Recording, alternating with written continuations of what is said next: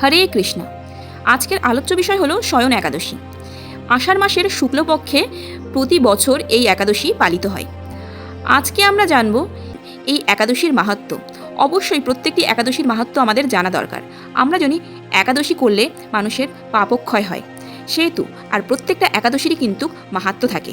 আর একাদশী পালনের দিন এই মাহাত্ম্যগুলি কিন্তু জানা অবশ্যই দরকার, এবং সেই দিন যদি আপনি শুনতে পারেন মাহাত্ম্য, সেটা আপনার জন্য খুবই ভালো। তো চলুন দেরি না করে শুরু করা যাক। তো প্রথমে আমরা শয়ন একাদশীর মাহাত্ম্য জানব, কেন আমরা এই একাদশী পালন করব। চলুন শুরু করা যাক। মহারাজ যুধিষ্ঠির বললেন, হে কৃষ্ণ, আষাঢ় মাসের শুক্লপক্ষের একাদশীর নাম কি? এর মহিমাই বা কি? আমাকে বলুন।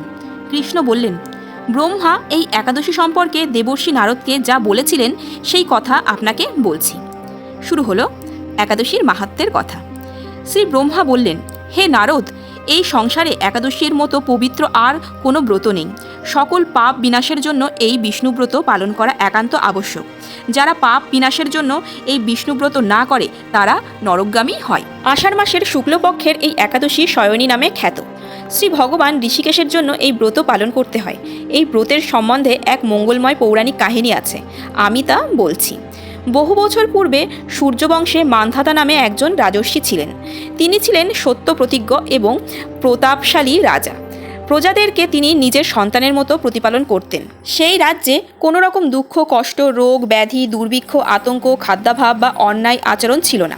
এইভাবে বহুদিন কেটে গেল। কিন্তু হঠাৎ একসময় দৈব দুর্বিপাকে ক্রমাগত 3 বছর সেই রাজ্যে কোনো বৃষ্টি হয়নি।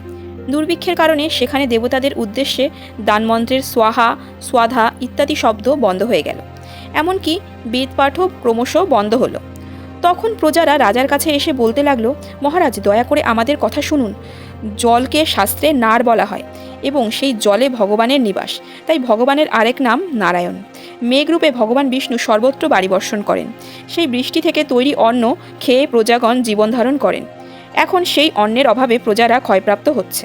অতএব মহারাজ, আপনি কোনো উপায় খুঁজে বের করুন যাতে আপনার রাজ্যে শান্তি আবার ফিরে আসে। রাজা মান্ধাতা বললেন, তোমরা ঠিকই বলেছ, অন্ন থেকেই প্রজার সৃষ্টি, আর এই অন্নের অভাবে প্রজারা মারা যাচ্ছে। আবার রাজার দোষেও রাজ্য নষ্ট হয়। আমি তো আমার ভুল খুঁজে পাচ্ছি না, তবু প্রজাদের কল্যাণের জন্য আমি আপ্রাণ চেষ্টা করব। তারপর রাজা ব্রহ্মাকে প্রণাম করে সেই সৈন্যসহ তিনি বনে গমন করলেন। সেখানে প্রধান প্রধান ঋষিদের আশ্রমে ভ্রমণ করলেন। এভাবে একদিন ব্রহ্মার পুত্র মহা তেজস্বী অঙ্গিরা ঋষির সাক্ষাৎ লাভ করলেন। তখন তিনি ঋষির চরণ বন্দনা করলেন। ঋষি রাজার কুশল জিজ্ঞাসা করলেন। তখন রাজা তার বনে আগমনের কারণ সবিস্তারে জানালেন। ঋষি অঙ্গিরা কিছুক্ষণ ধ্যানমগ্ন থেকে বলতে লাগলেন, হে রাজন, এটা সত্যযুগ। এই যুগে সকল লোক বেদপরায়ণ এবং ব্রাহ্মণ ছাড়া অন্য কেউ তপস্যা করে না। এই নিয়ম থাকা সত্ত্বেও এক শূদ্র এই রাজ্যে তপস্যা করেছে। তার এই অকার্যের জন্য রাজ্যে এত দুর্দশা, তাই তাকে হত্যা করলেই সব দোষ দূর হবে। রাজা বলেন, হে মুনিবর, তপস্যাকারী নিরপরাধ ব্যক্তিকে আমি কিভাবে হত্যা করব? আমার পক্ষে কোনো সহজসাধ্য উপায় থাকলে সেটা বলুন। এর উত্তরে ঋষি অঙ্গিরা বললেন, আপনি আষাঢ় মাসের শুক্লপক্ষের শয়নী একাদশী ব্রত পালন করুন।